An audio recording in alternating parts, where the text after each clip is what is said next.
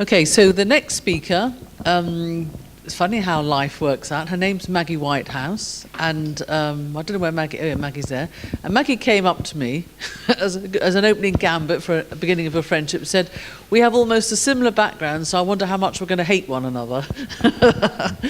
Maggie is a stand-up comedian, so I thought that was obviously humorous.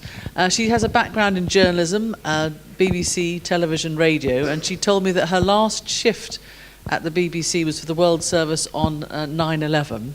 She's written many books, she's a mystic, and she's come here to tell us her story. So please welcome onto the stage Maggy Whitehouse.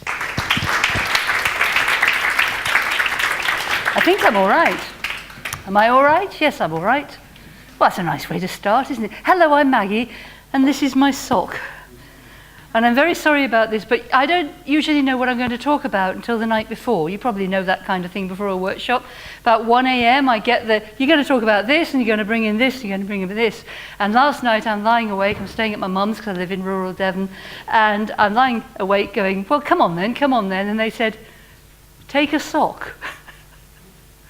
Take a sock. And that was it. And I'm going, what kind of sock? I'm going to have to buy a sock. I can't take a sock. I'm an ordained minister. I'm far more used to having an elephant in the room than a sock.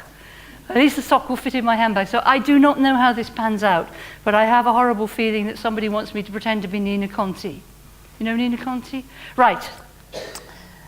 So my name is Maggie. Maggie with a Y. And I was born to be a stroppy, energetic, powerful woman, and I forgot.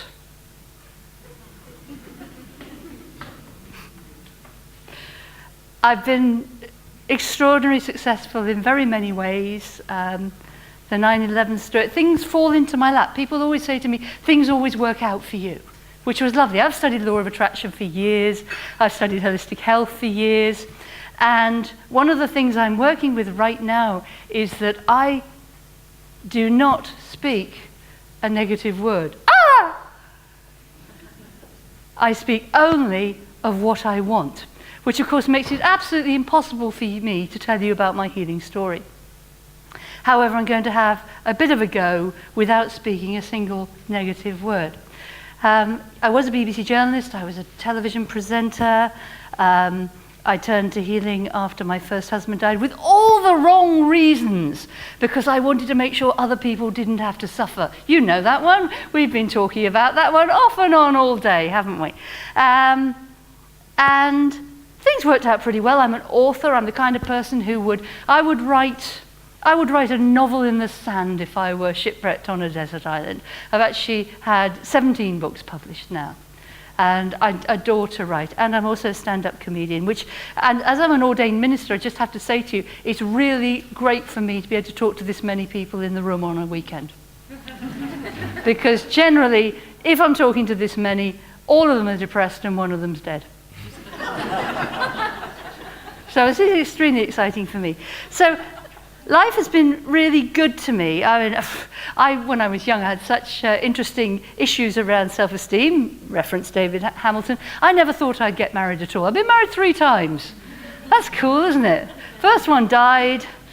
Haven't worked out what to do with then a second one yet, but he's gone, and third one's a keeper, so that's really nice. And I live in beautiful rural Devon on the edge of Dartmoor.